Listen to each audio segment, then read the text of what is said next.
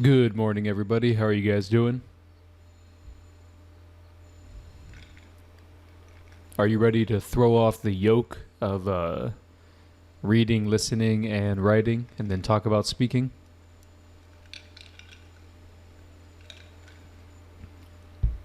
Hey, it made sense to me. If you're covered in egg yolk, that's not good, right? Made sense to me. I'm drinking a Diet Coke with ice. What are you guys drinking?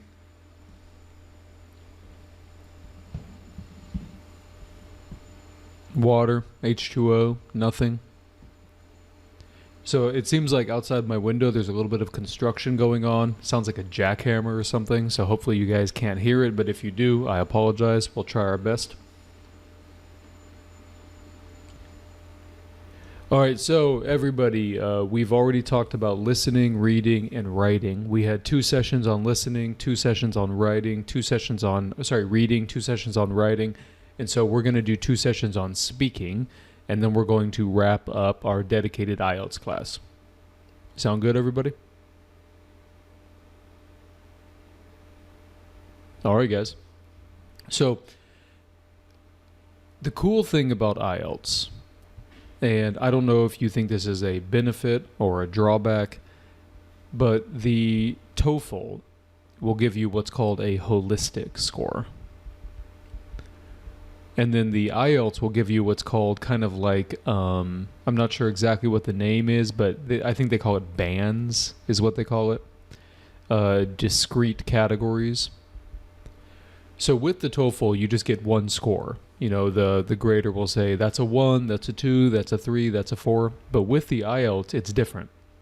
They give you 4 individual scores. And if you actually take a look at the rubric, they tell you what they give scores for. So for example, they give scores for fluency and coherence. They give scores for lexical resource. They give scores for grammatical range and accuracy. And then finally, they give scores for pronunciation. And then each one of these categories, you're going to get a score from 0 to 9, and then they're going to average it together, and then that'll be your final score. Okay? So what I want you guys to do, I want you to take about 2 minutes, and I want you to read this. Because, don't underestimate this resource. This is Cambridge telling you exactly what they're looking for. They're literally telling you what to do in order to get a 7, an 8, or a 9. So you want to spend a lot of time with this. You want to be very, very careful. So Asir, you don't have to read all of it in 2 minutes. Remember, I assume most of you guys want to be around this area, right? So Asir, do you need to read the 4? Do you need to read the 5? Probably not. So I think you have enough time. Look at 9, 8, and 7. And then what do they mean by fluency? What do they mean by lexical resource? What do they mean by grammar, range, and accuracy? And then finally, what do they mean by pronunciation? Let me go ahead and get my timer here. Okay, timer. Okay, can everybody see the timer? Okay. All right, guys, 2 minutes. Go ahead and take a look.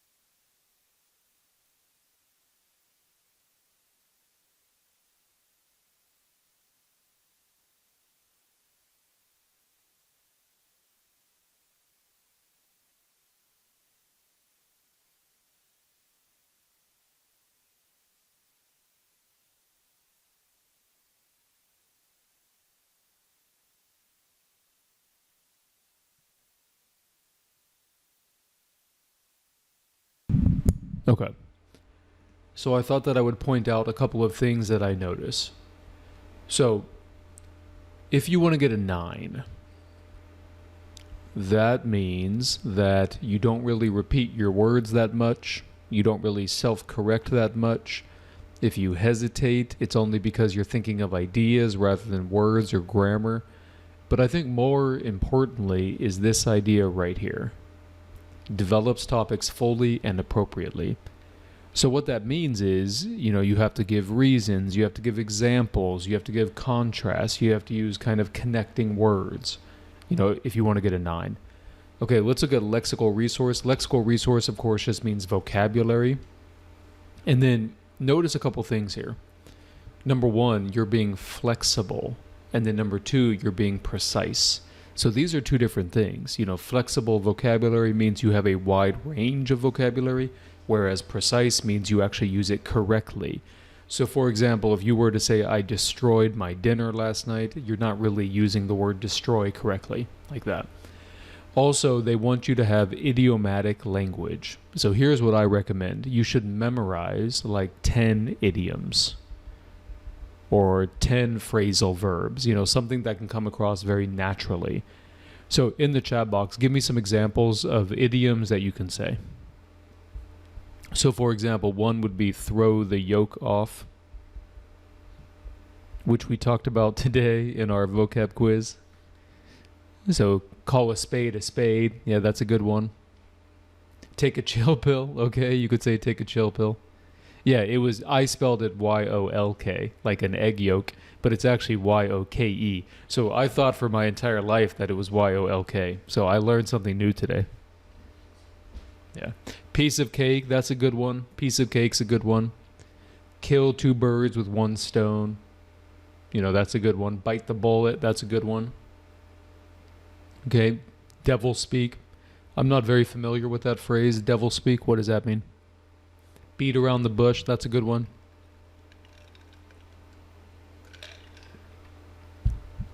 Everyone has an angle, that's a good ETS one. Good job. So basically, what you have to do is you have to be, good with vocab. Academic vocab, you have to use vocab correctly, and then occasionally, not too often, you have to kind of sprinkle in little idioms. Like you're flavoring your dinner with some salt. Don't put too much, don't put too much salt, but sprinkle in a little bit of idiom in there.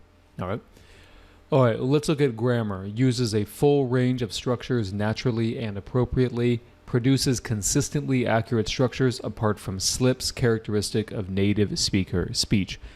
So notice they're emphasizing 2 things, range and accuracy. Can somebody raise their hand, tell me the difference between grammar range and grammar accuracy?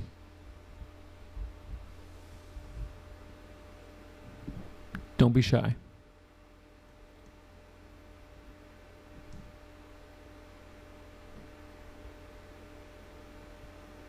All right. Hey, Shubham, what is the difference between range and accuracy? I'm not sure though, but I will just give it a try. Sure. So in my understanding, it means like you can flexibly move from active and passive and also from different usage of tenses. Okay, that would be range, right? Yeah, that would be range. And then how about accuracy? Accuracy would be you have to have a sense when to use what kind of, tense and what kind of basically grammatical tool. Yep. To put up your ideas. Yeah. Can you give me an example of grammar range and then give me an example of accuracy? Okay. For example, I have to, I'll start by giving example for accuracy. So for example, I have to give a statement about something about future. So I would say, I will be studying tomorrow from this to this. Okay, so this shows that I have a knowledge about how to use a future continuous tense. Right. Okay, and for grammatical range, I would say shifting from. I can't come up with some particular example, but like I said, you have to shift from different varieties of grammatical tools. Yeah, I think you're correct here. So I agree with you, by the way. So range is this idea of being able to shift, right? You can shift from different verb tenses, different syntactical structures. You can move from like passive voice to active voice. So you are exactly correct. Whereas accuracy is just you don't want to make mistakes, right? If you're talking about the future, you don't want to use present tense. Or for example, like what if I were to say, 3 piece of pizza? Is this correct grammar? No. No, right? You have to say 3 pieces. Yeah, so Shubham, I think your understanding is correct. So range is this idea of being able to kind of fluidly move between structures, whereas accuracy is the ability to not make mistakes. Does that make sense? Right. Yeah. Okay, good job. And then finally, pronunciation. Now, notice pronunciation here. Uses a full range of pronunciation features with precision and subtlety. Sustains flexible use of features throughout and is effortless to understand. Is it going to be easy for you to change this? Not really. Not really. It doesn't mean it's impossible. It just means it's going to be the hardest thing to change. So in my opinion, you want to focus more here, here, and here. That doesn't mean that you can't adjust your pronunciation a little bit. So take, for example, the way that Americans talk. Do they always talk at the same speed, or do they sometimes emphasize some words in order to get their point across? Right? So pronunciation is not just about the way you say the words, it's also about the way you do the intonation. See that? The intonation, right? It's the way you stress the words, things of that nature. Not easy to change, obviously. Very difficult. Also keep in mind, if you come from an English-speaking country like India, remember the IELTS graders are aware of this. It's not like you need to put on some British accent, right? There's nothing wrong with an Indian accent. It's kind of a weird dichotomy because, it's weird when a country uses English enough, it becomes its own dialect. And when it becomes its own dialect, it's very almost rude to criticize somebody's pronunciation. For example, can I criticize a British person for saying schedule? In America we say schedule. Can I criticize a British person for saying schedule? Of course not. So if you come from an English-speaking country like India, and I know there's a lot of English in like Pakistan and countries like Nigeria and Singapore, my advice to you would be don't even worry about pronunciation. Focus on fluency, focus on lexical resource, focus on grammatical range, stuff like that. Yeah. Does that make sense, everybody? Okay. So now what I want to do is I want to walk through a sample test. Oh, we have a question from Sharifa. Hey, Sharifa. Hi, Greg. I just want to ask, what's an 8.5 if it comes in between? Does it mean it's more to 8 more than 9? Or, I see that the explanations of each category there, doing the grading, but I'm not sure now if it comes in between. Is it more to the 8 or to the 9? Neither. So remember, the 8.5 is just an average. That's all it is. And so whenever they give you a score, it's not like they're giving you an 8.5. They're giving you an 8 or a 9, which then averages out to an 8.5. Make sense? Okay. Yeah. Mm-hmm. Okay. Or your mind is crying. Oh, it's okay. Yeah. Sometimes I cry like that too. It happens. Okay. Thank you. All right. So like I said, they don't give you a 7.5. They don't say, oh, you get a 7.5 or an 8.5. What they do is they give you a number from 0 to 9, and then they take the average. Okay. Any more questions about this, guys?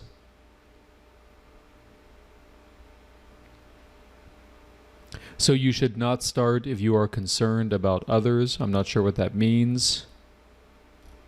Okay. Oh, not for me. Okay. Yeah, so someone I know has a speech deficiency and didn't do quite well. Well, taciturn, what do you mean by a speech deficiency? Is it something that's physical, like something with the lips or the tongue or something? In that case, that would be very, I think, rude to mark them down. But if it's a speech deficiency that is a more kind of maybe like a psychological thing, I think there is the possibility that the grader might not be aware of it, and because of that, might mark you down. But taciturn, I do agree with you. If somebody has a speech deficiency that and they're marked down because of it, that is certainly not a fair thing. What IELTS and Cambridge does to address that, I'm not exactly sure. Yeah, I'm not exactly sure. Okay. Is there any idiom hacks? So Rajiv, what I would do with the idioms, I would just memorize a list of like 5 to 10 idioms. That's what I would do. And get really comfortable with them. I mean, really, really, really comfortable with them. Don't use an idiom that you don't understand, which is why, do I want you memorizing 100 idioms? Do I want you memorizing? No. Way too many. Just memorize 5 to 10. Be very comfortable with them so you can use them naturally in speech. Does that make sense? Is there a list? You can just go to Google and, top 10 most common idioms or something like that. Okay, any more questions, guys?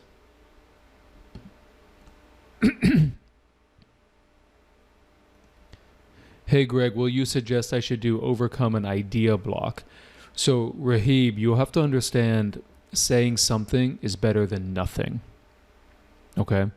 I think you guys get too fixated on the persuasiveness of the ideas, and the ideas have to be good. Saying something is better than saying nothing. On this rubric, do you see anything about ideas? Yes or no? Do you see anything about ideas? Not really. It does mention this, develops the idea fully and appropriately. But notice, this is just one part of one band. One part of one band. So put it this way, if you ever find yourself thinking too much, you just have to talk. You just have to speak. Make sense? Do you recommend a template for speaking? That's what we're going to talk about right now, Shubham. But remember, the IELTS is more conversational.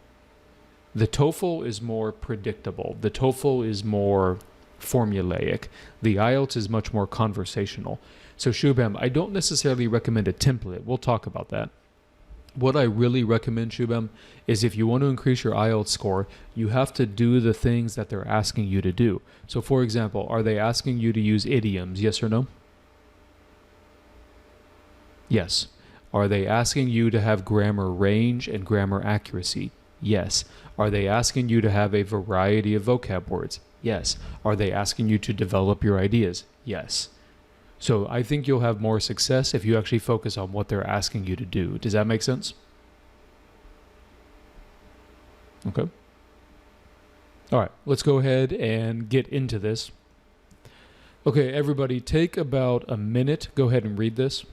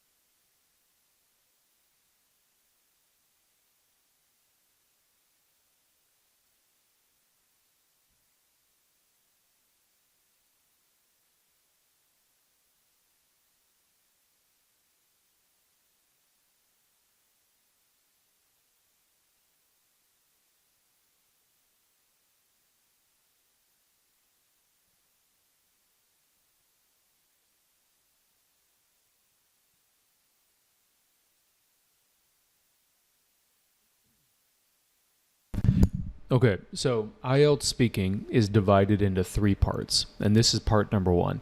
And you'll notice that it's very, very conversational.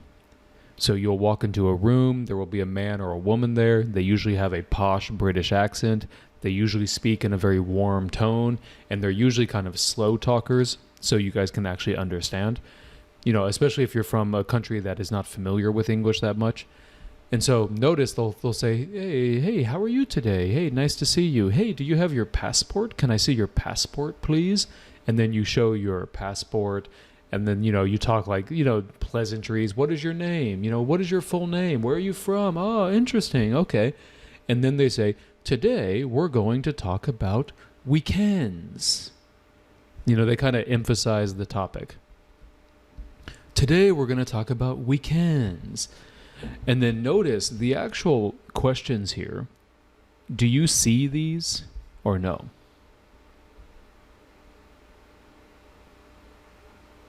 No, you do not see these. Let me repeat. You do not see these. So like I said, it's much more conversational. On the TOEFL, it's much more like reading and kind of summarizing information. This is much more conversational. And will the proctor, or also known as the invigilator, my new favorite word, okay? It sounds like a sequel to the movie Terminator. The invigilator is going to ask you all of these questions or some of these questions. It depends. It depends. Because remember, there's no timer. So what the grader is going to do is ask you enough questions in order to get a sample of your speaking. So here's my question for you. Do you want to answer these questions with one word or one phrase? I'll give you an example. Hey, welcome. Today we're going to talk about weekends. How do you usually spend your weekends? Video games. Next. Right? So that would be a good way to get like a 2. Okay, don't do that. So you have to develop your response. So Shubham, I think it was Shubham, you were asking, or someone was asking, what kind of template can you follow? In this case, you can follow the TOEFL template. Do you remember the TOEFL template? Give an answer, give a reason, give an example, give a reason, and then give an example. So whenever you do that, you're developing your response. So you say, typically on the weekends, I play video games for, a couple of reasons. First of all, it's just a great way to kill the time. Idiom. For example, I can play FIFA, which is a football game. You know football. You're from England. You know what football is. Yeah, I can play FIFA, the football game, for, 7 hours a day, something like that. The second reason is it gives me an opportunity to hang with my homies. Idiom. We can play online. We battle each other. I'm Manchester United. He's Tottenham. Tottenham sucks. Something like that. Okay? So you want to try to develop these responses. Do you want to keep it more on the formal side? Not as formal as TOEFL, but a little formal. Don't say hanging with your homies. That was a bad example. Now, remember, let me be clear. You do not see these questions. So what do you do if you don't understand a question? Do you just guess and start talking about your favorite pasta dish? Well, personally, I like spaghetti. Some people like lasagna. I'm more of a spaghetti guy myself. And then the invigilator's like, I asked you what your favorite movie was. And you're like, oh, okay. So don't do that. So what do you do if you don't understand? Yeah, ask them to repeat the question or rephrase the question. So you can ask the person to either repeat or rephrase. Cool? Any questions about this? All right, any questions? Okay, let's go to part number 2. Everyone take about a minute and read part number 2.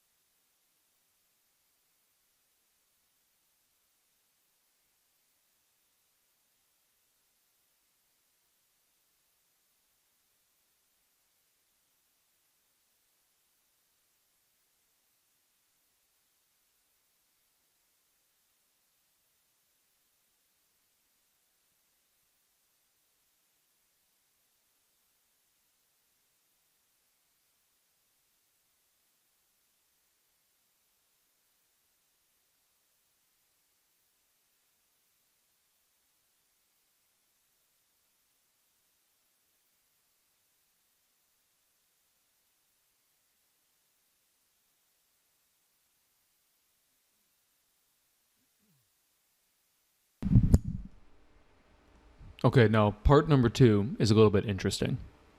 Part number 2 is interesting. You actually do see this. So I repeat, you do see this. Also, is this conversational or not conversational? This is not conversational. Okay? Another thing is there's a timer. So you do see this. It's not conversational. And there is a timer. Okay? We'll talk about this in session number 8 about what I recommend here. All right? And then finally, here's part number 3. Take about a minute. Go ahead and take a look at part number 3.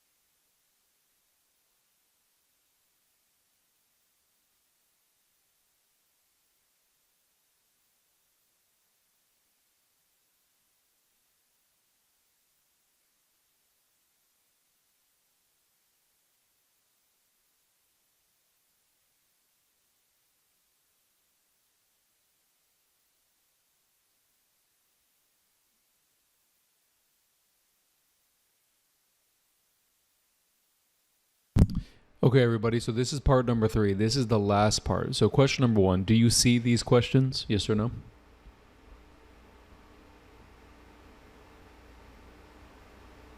No, you do not see these. So you do not see these.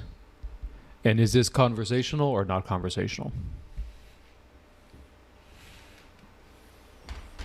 This is conversational. Yeah, this is conversational. So the invigilator is asking you questions and then you are replying. Okay? So somebody raise your hand. This seems very similar to part number 1. Can somebody tell me the difference? Okay, let's go with Shweta. Hey, Shweta, how are you? Hi, Greg. I'm fine. How are you? Good. So to me, this seems very similar to part number 1. So what's the difference? It is mostly related to the part 2 Right, so topic that's number which 1. you So have yeah. been given. Good job. So this So here they does have something asked well, about a right? person. Yep, good Yeah. job. So number 1, it's related to topic number 2. I agree with you. What's another difference? These are like more detail oriented, like they do not relate to you. Yep, good But job. Not personal questions, mostly, right? It's more yeah. questions about society and stuff like that, right? Hmm. And then finally, would you call part 1 more academic or part 2 or part 3 more academic? Part 2 or 3, not part 1 for Yeah, sure. exactly. So part 3 is more academic. Okay, good job, Shweta. Good job. So let's talk about some of these differences. Difference number 1, okay? This relates to part number 2. So notice, describe someone you know who does something well, right there, right here. And then this is what skills, jobs, etc. Also, these questions are more academic and they don't relate to you. Okay, and that's it. That's the IELTS speaking test. Now we practice. Before we practice, does anybody have any questions? All right, let's go with Jameen. Hey, Jameen. Hey Greg, how are you? Pretty good. Yeah, so I just have one question. Like for part 2, if we don't understand any questions, so we ask for rephrasing or to repeat the question. So are they gonna deduct our marks or bands? If you ask 1 time or 2 times, I don't think so. But if you have to ask every single question to rephrase or to repeat, obviously that's not a good thing. Okay, and one more thing. Sure. For like, if they're gonna ask a question and we use of some figurative language or maybe or can be like any other words like that. So is that good? So can you rephrase your question? Please don't Okay. lower my score. No. So I just want to ask is like, can we use words like can be, maybe, or should be? Why would you think you couldn't? I guess is my question. Okay. So we can use it, right? Yeah. I'm just wondering. I'm not saying it's a bad question. I'm just curious. Did you hear that you couldn't use those or something? No, it's just out of curiosity. Okay. Yeah. I think I don't think it should be a problem. Yeah, no problem. Okay, and one more. I mean, can you use some slang words like, uh, I don't know. Can you use a slang word? Like sus? No, that's too harsh. Yeah. You can't use that. What does this even mean? I know it means like the bad person, but does it stand for something? Oh, suspicious, right? Maybe. Suspect. Suspect. Oh, okay. I gotcha. Yeah. Can Okay. we use words like perk or something? Like what? Perk. Fork? P-E-R-K or yeah. Perk. Yeah. You mean like a perk, like a Percocet? Yeah, sure, no problem. Yeah. Yeah, no problem at all. It's still a slang word, right? I mean, I think this used to be a slang word, but I think this is pretty much just now a word. Okay. Yeah. Cool. So we can use a slang word, but it should be that much harsh, right? Basically, it should be a slang word that everybody understands. You don't want to use a word like sus or bae. I think Vishu talked about using the word bae, B-A-E. No. Yeah, you don't want to use anything like that. Okay. Yeah, makes sense? Yeah, thanks a lot. Yeah, Okay. it does. All right, guys, any more questions about this? Greg, part 3, second question, second line. Why do you think that? If you answer maybe this job, then why do you think that? What are you talking about? Oh, this one right here. So the reason why they have this right here. Okay.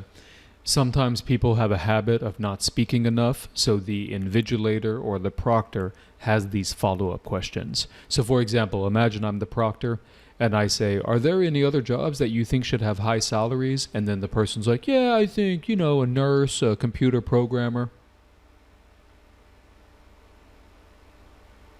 And then the invigilator is like, and why do you think that, right? So as you can see, they're doing it to try to get more words out of the person. Now, do they really care about your opinion? Yes or no? I care about your opinion. But these invigilators, they do not care about your opinion. They do not care. Okay? The reason they're asking you a follow-up question is to get more of a sample so that they can test your speaking. Did you guys ever read the book Bad Blood? What was that woman's name? I always forget her name. Elizabeth Holmes. Remember, her entire kind of theory was you can test blood with like a drop of blood. And it was a big scam. It was a lie. So think about it this way. You don't want to give the proctor or the invigilator just a drop of your blood. You want to give like a liter of it. So just talk a lot. Okay? Make sense? Okay. All right, guys. I need a volunteer to practice.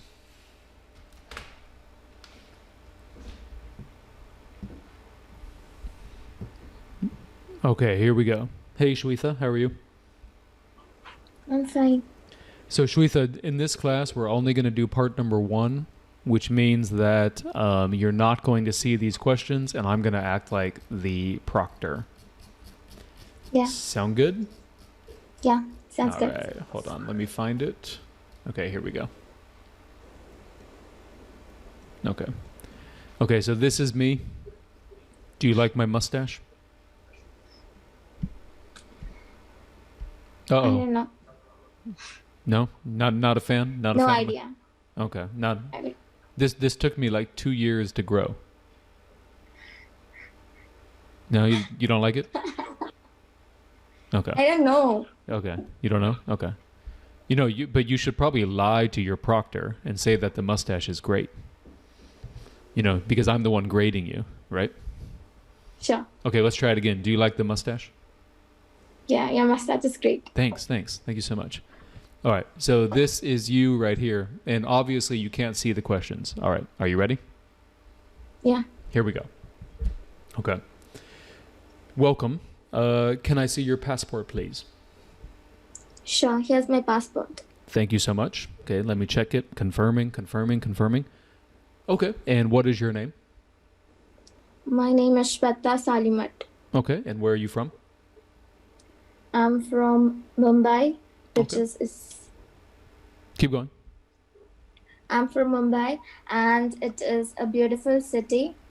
There are lots of people living here. It is the industrial capital of India, and it has a lots of flat people with all different religion, different occupation live here together, and it is a wonderful city to stay.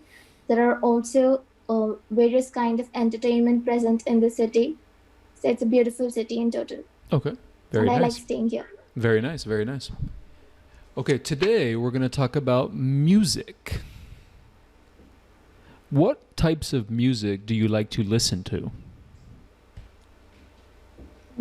Being an Indian, I like first of all listening to classical music. It is in classical we have two types, Hindustani and Carnatic. I prefer listening to Carnatic music because it has a lots of ragas and has lots of intricate details. And recently I've been listening to K-pop music as well because of some songs are quite good and of the upbeat culture, and the peers listen to them, so it's kind of like you listen it with your friends to enjoy yourself. Interesting. At what times of day do you like to listen to music? I prefer listening to music in afternoons and in the morning. Actually, it is during my traveling time in the morning when I go to the college, and while coming back in the afternoon, mostly at that time, and sometimes during the night if like something to soothe yourself if you're not getting sleep or something like that. Interesting. Did you learn to play a musical instrument when you were a child? I tried to play the keyboard and I learned it for 1 year, but I did not continue it because I was not that much interested in learning musical instruments. I prefer learning to sing rather than play an instrument. My last question for you in part number 1 is, do you think all children should learn to play a musical instrument? Well, all children becomes a quite strong perspective. We can just like the parents can try. If the children are interested, they can continue, but it is not a compulsion for everyone to learn music. If they enjoy it, they can start learning with the instrument they like. Well, we have lots of varieties in instruments, so there's a lot of chance a person might like one of the instrument at least. But like I said myself, I was more into singing than a musical instrument, so I don't think it should be like a compulsion. Okay, very good. Okay, so let's give you some feedback. So remind me, what are the 4 categories they give you feedback on? You there? Yeah, I'm there. I'm trying to recall. Okay. Lexical, Okay, so vocab. So vocab is one category. Okay, what else? vocab, pronunciation, Pronunciation, good. Okay, what else? grammar, range and accuracy. Grammar, good. And then the first one was lexical something. I don't remember. No, that's vocab. So the last one is fluency. Fluency. Fluency, yeah. Okay. So I thought the fluency was pretty good. I thought now keep in mind I'm not an IELTS grader, so it's hard for me to say for sure. I thought the fluency was pretty good. Let's go back to the band here.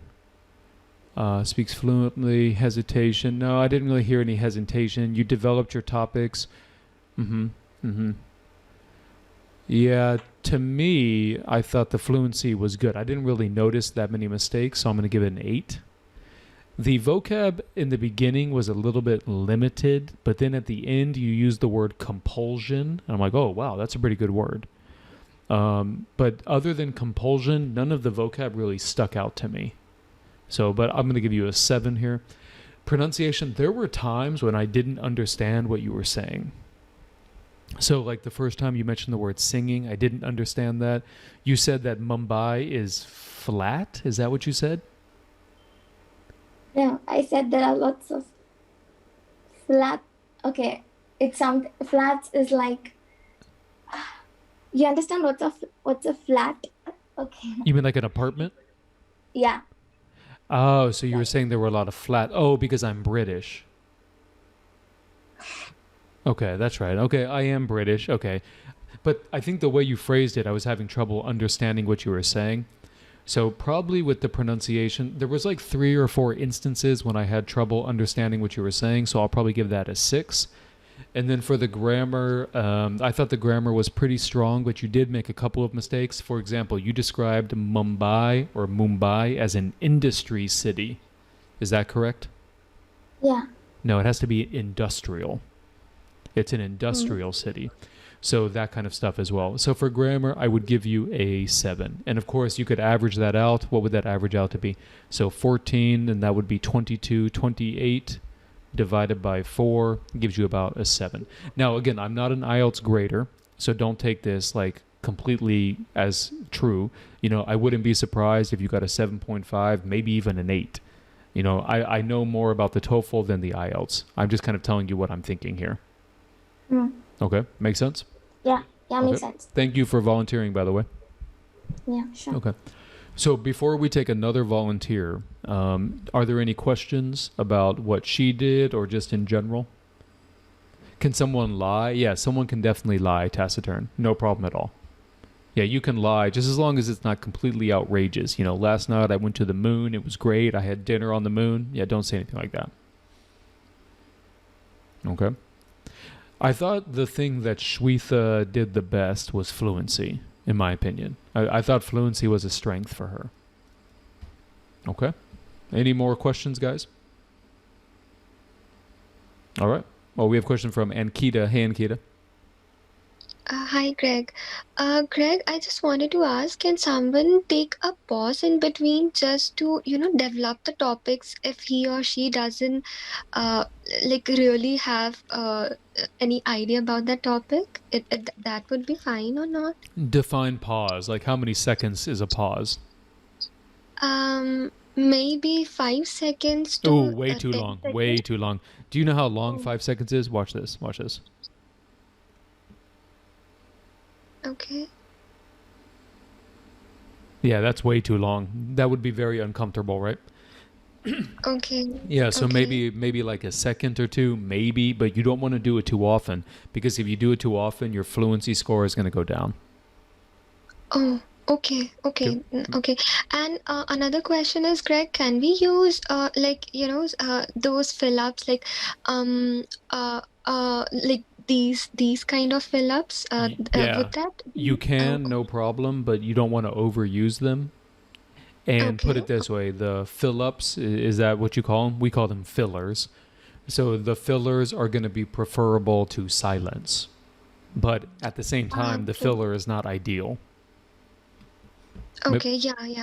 Make sense? Yeah. Yeah. Okay. Thank you. Yep, no problem. Okay, can I have a new volunteer, everybody? These are new questions, by the way, not music. Okay, BJ. Hey, BJ, how are you? Hi. Hi, Greg. Yep. Are you ready? Yeah. Okay. Now, I'm going to ask for your passport, and I'm going to ask for your name. Feel free to give a fake name. You don't have to give your real name if you don't want to. Okay, sure. Okay. All right. Hold on. Let me get it. Okay, are you ready? Yes. Hi. Nice to meet you. Please have a seat. Yeah. Thank you. Can I see your passport, please? Yeah, here it is. Thank you. Let me just confirm that everything is correct. Check, check, check, check, check. Okay, everything looked good. And what is your name? My name is PJ. Okay. And where are you from? I'm from Hyderabad, but I'm studying in Punjab. Okay. Today, we're going to talk about travel. So, first of Okay. all, do you enjoy traveling? Yeah, I like travel, but I don't do it too often because I'm busy somewhat in studies and in extracurricular activities. But I like to do trekking. Why? Recently, why? Because I like cold weathers. So in trekking, I can experience and see nature beauty, and also I can feel the breeze, which is not seen in like in India because of the hot weather and the climate conditions. Okay. Especially in Hyderabad, it is more warm. The climate is very hot and warm. So when I go to the North India or northern part of the India, then there I can do trekking. Okay. So yeah, Number 2, have you done much traveling? yeah. As I've told you before, I've been only to some parts of the country. I've been to around like 6 to 7 states of India. No, actually, I have not been that good of a traveler myself. Mm-hmm. Mm-hmm. Do you think it's better to travel alone or with other people? Yeah, it's obviously I prefer to travel in with my friends and family because it's always good to have company to share your moments and to relive them in the future. Why is it better to do that? Because when you see back yourself, like what have you done or what are the memories you have or what are the memories you have experienced. I feel that it is always better to have someone with to your side or by your side. Okay. And then finally, where would you like to travel in the future? I definitely want to visit Switzerland, to the Alps. It is always my dream destination, or at least for a honeymoon. Why? Because at least I'll have someone whom I love to show my favorite place in the world. Okay. Thank you so much, BJ. Thank you for volunteering. All right, so BJ, let's talk about the 4 categories. So the category number 1 is fluency, which remember also includes development. The next one is going to be vocab. The next one is going to be grammar. And the next one is going to be pronunciation. Okay. So first of all, let's talk about fluency. How do you think you did? I don't know. Okay. Okay. If you had to give yourself a score from 0 to 9, what score would you give yourself? 7 maybe. Okay. Now, the problem with your fluency is you notice how I had to ask you 3 times why? Okay. Remember, is that a good thing or a bad thing? Yeah, bad thing. That's a bad thing. So if the proctor or the invigilator has to ask you 3 times why, that means he or she's looking for more elaboration, which means you're not giving it unprompted, which means that your fluency score is going to go down a little bit. Okay? So for fluency, I would give you a 6. Now, for vocab, the only word I heard that I would consider kind of challenging words would be, I think you were using the word trekking. Is that what you were using? Mm. Is this what you guys call hiking? Yeah. Ah, okay, hiking. Okay. So that's number 1. And then number 2, you use the word breeze. Other than that, I really did not hear any idioms. I did not hear any like advanced vocabulary. So I'm not saying you don't know it, but I'm saying you have to show it, right? Ooh, I like that. I'm not saying you don't know it, but you have to show it. So do you see how you didn't show it? So for vocab, I'm going to have to give you a 6 as well. Okay? All right. You just have to introduce more complex vocabulary into the speech. Yeah. Cool. Okay. Sure. Grammar, I didn't really notice any problems, but at the same time, I also didn't notice a great range. I would probably give this a 7. And then finally, pronunciation. I had a really hard time understanding the word trekking. I think I only understood it until like the 3rd time that you said it. But that might be because I'm not familiar with the word. Probably I would give that a 7 as well. So this would result in a 6.5. Now, are you a 6.5 speaker? The answer is no. However, the reason you got a 6.5, probably the main reason, is because you didn't really develop your vocab and you didn't really develop the fluency. So that's what I would work on. Sure. Cool. Any questions, BJ? No, nothing. Thank All you. right. Good job, BJ. Okay, can I have one more volunteer? All right. Asir, how are you? I'm fine. Can you get closer to your microphone? Yeah, I can. Yeah, that's Can you better. hear me? Yeah, that's better. Yeah. Okay. All right. Again, you're going to have a completely new set of questions. Feel free to give me a fake name. It doesn't matter. Okay. Okay. Okay, hold on. Okay. Welcome. Please have a seat. Okay. Thank you. Do you have your passport? Here it is. Thank you. Let me check it. Check. Okay. And what is your name? My name is Matthew McConaughey. You can call me Matt. Ooh, nice. I love your movies. Yeah. And where are you from, Matthew McConaughey? Sadly, I'm from Bangladesh. Okay. In the capital. Okay. Oh, I thought you would live in Hollywood, but okay. Interesting. Okay. It's a different Matthew. Maybe. Oh, it's a different. Oh, okay. That makes sense. Okay. Today, we're going to talk about school. So the first question I have for you is, did you go to secondary or high school near to where you lived? Yeah, I went to a high school near to where I live. It was not a very big school. It was decent enough for me, and because it was very close, I went there. Okay. Number two, what did you like about secondary or high school? Things that I liked about it, I was very into sports, and my school has good facilities about them. I could play basketball, football, or table tennis. So I actually liked because of those things. Okay. Can you elaborate? As most of the schools in Dhaka, in Bangladesh, don't have these kind of facilities. They don't have fields or table tennis boards or basketball grounds. So in these premise, our school is better than most other schools. Okay. Interesting. Tell me about anything you didn't like at your school. There are a lot of things. Like my teachers, I guess they're not good actually. They could not understand most of the basic topics about science or to elaborate on physics or chemistry. And the other things I think that's about it. The teachers. Okay. And the way they taught us. Yeah. And then the last question I have for you is, how do you think your school could be improved?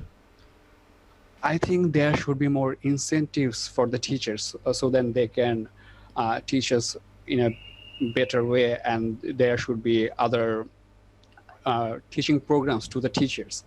As there are no such, what should I say? There is no such programs for the teachers. So they teach in the same way for over the years. They do not change their teaching facilities or methods. Okay. Thank you, Asir. Okay, so let's talk about the 4 categories.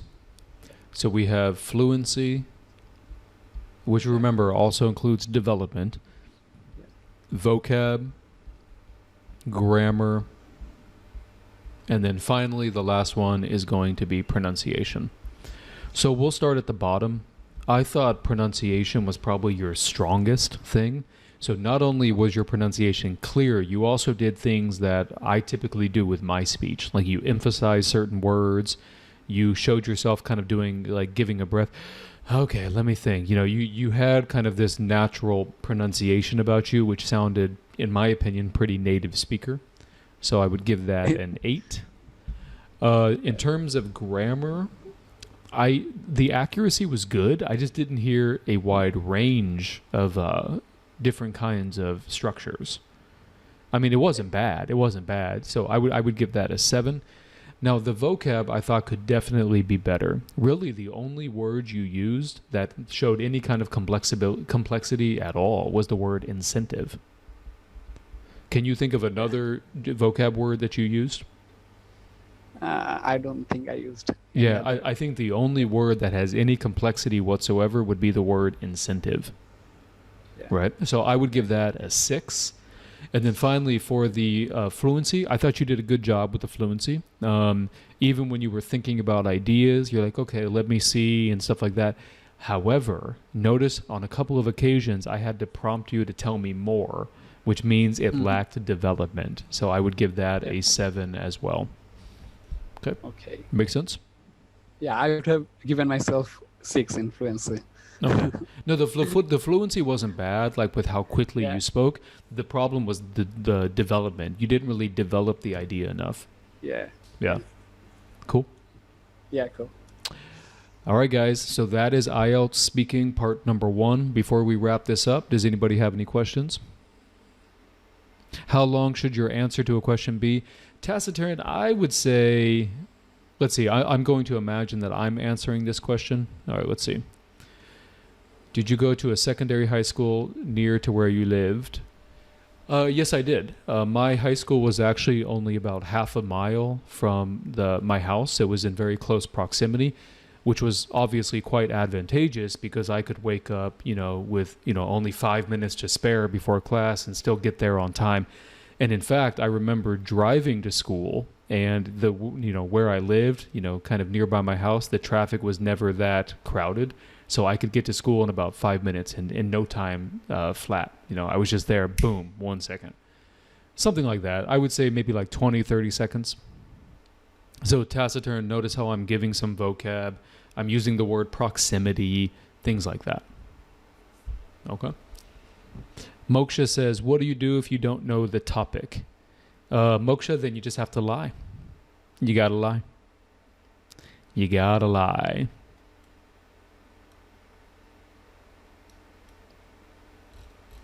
All right, guys. Have fun, everybody. Be safe. Talk to you guys later. Bye-bye.